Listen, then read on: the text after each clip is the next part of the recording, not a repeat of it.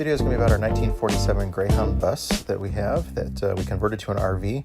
We've had the bus for about a dozen years, and we just did a remodel on the interior to make it a little more fun and user-friendly for us. Real quick before I do the tour, I'll tell you about the trip that we just took. We were gone for 6 days. When we returned, our battery storage was still at 47% on the house system.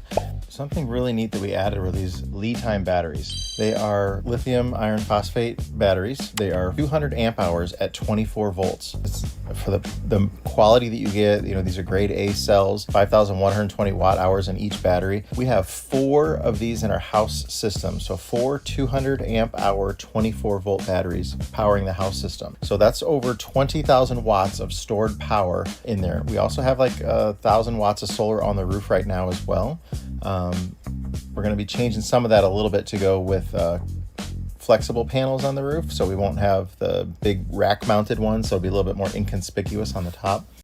Check out a tour of the newly remodeled interior. So we'll give you a quick tour of the inside of the bus here. It's very bright, airy, and open in here. We don't have any overhead storage or anything like that. Kitchen area, we do have a stove top, induction heater top that we can set up in here and use too. And we've got the microwave, which is also an air fryer as well. You have the mini split air conditioner there.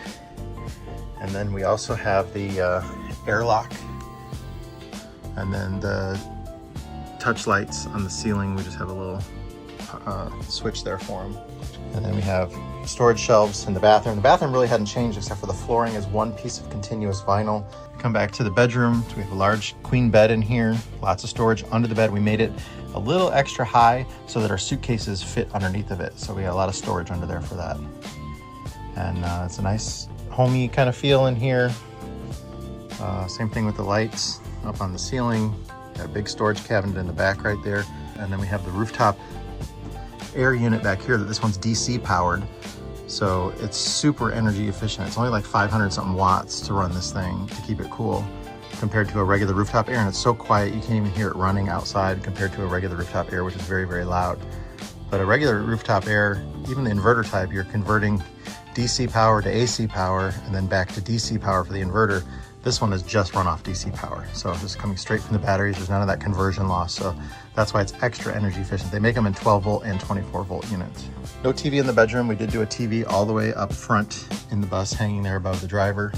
It's not a huge TV, but just enough for you to watch some Bus Grease Monkey videos or something on YouTube.